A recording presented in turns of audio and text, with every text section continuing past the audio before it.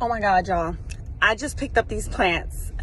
They are beautiful. And I was surprised. The Ajuga is gorgeous. Oh my God. Wait until you guys see it. I can't wait. Look at these. Hey everyone, welcome back to Forever Blooms. So today I want to feature 4 different types of plants for today's plant haul. The first one is called Ajuga Princess Nadia. The second one here is a sedge called Everglow. The third one here is a sedge called Everest.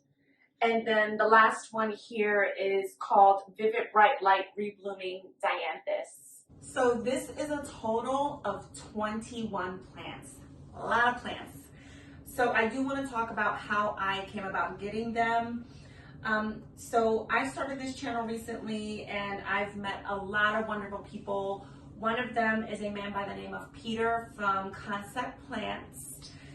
We met on Instagram and we got to talking about plants and how much we love plants, and he actually was kind enough to offer to have me get some plants delivered to me as a gift. So he made arrangements for me to go to a local nursery. The nursery that I ended up going to is Centerton Nursery in Bridgeton, New Jersey. And I'm so glad that that was the one that happened to be closest to me, because they were wonderful people. They were so kind to me when I got there. They were so friendly. They even gave me some information on some of the plants. So I want to give a big thank you to Peter from Concept Plants, as well as Centerton Nursery in Bridgeton, New Jersey. Hey guys. So the first plant that I want to talk about today is the Ajuga Princess Nadia. I'm going to insert some footage of this plant so that you guys can see what it looks like in its prime, because it is stunning. As you can see, the Ajuga Princess Nadia has variegated foliage. It's pink, cream, and green, and it's tricolored, and it's beautiful. It's a ground cover type, but I was told by Bob at Centerton Nursery, who is the vice president of Centerton Nursery, that they are not as aggressive spreaders as some of the other Ajuga that you may have heard of. The variegation in this particular cultivated variety is, preventing it from spreading the way that other Ajugas spread and become, a little bit much to have to pull. So that's a great feature for this Ajuga.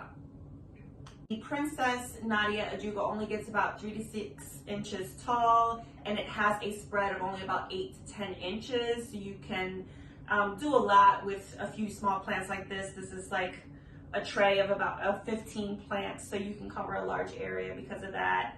It also throws up these beautiful blue spikes, as you saw in the footage that I inserted. So that's an extra plus because it's a pollinator attractor. This Ajuga likes to have anywhere from part sun to full shade, which is perfect because I plan to put these in a mulched area underneath a very large crepe myrtle in front of my house.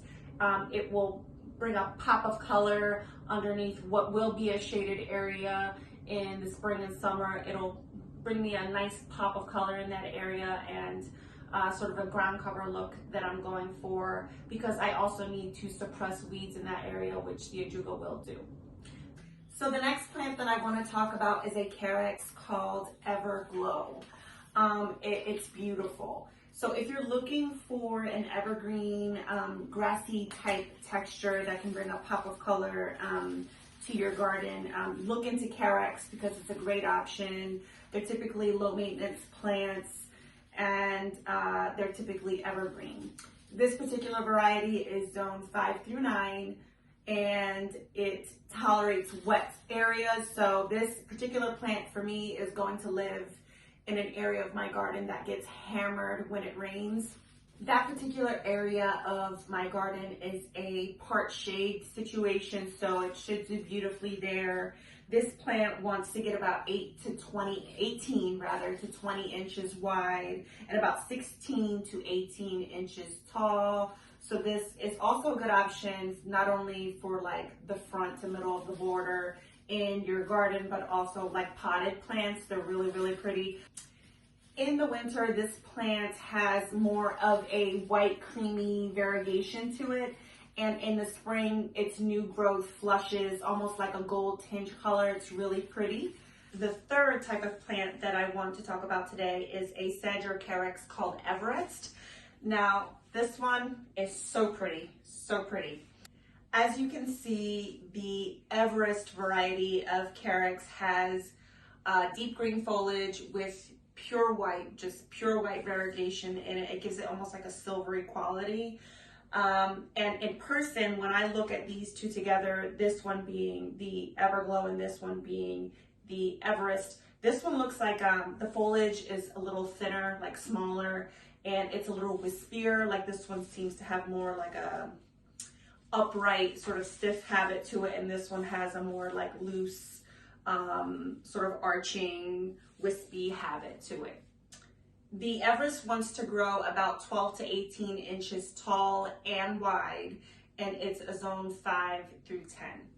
It looks best in a part sun to full shade situation, and it is drought tolerant, but it is also tolerant of wet spots like the Everglow variety. This particular one, Everest, probably is going to live under a covered porch that receives very little sunlight. And I think that it's going to work best there because it is drought tolerant. That particular area I'm going to be hand watering. So with me having 2 kids and working, it's important to have something that can withstand a little bit of neglect. And it also has like that silvery quality to it, and I really need a pop of color under that porch because it does kind of look dark there under the porch because it doesn't get sun. It's an open porch, but it's covered, it has an awning. The fourth and last plant that I want to talk to you about is Vivid Bright Light Dianthus. This is a plant that is zone 5 through 9. It does want to be full sun. I will insert some pictures of why. It has beautiful magenta blooms and silvery bluish green foliage. The blooms will attract butterflies, and if you pinch them, it does encourage them to rebloom again. That's why they call it reblooming Dianthus, but it's not necessary. They're super low maintenance plants. Another advantage to the Vivid Bright Light reblooming Dianthus is that they are deer resistant. So if deer is something that you deal with and you're looking for something pretty that blooms, that's low maintenance, definitely check out the Vivid Bright Light reblooming Dianthus. So that's it, guys. I hope that you enjoyed this video. I hope to see you again. I will be giving you guys updates on all of these plants in one way or another, either on my YouTube or on my Instagram. Please subscribe if you haven't already. And also don't forget to look in the description box for the information for Peter from Concept Plants and for Centerton Nursery in Bridgeton, New Jersey. Thanks.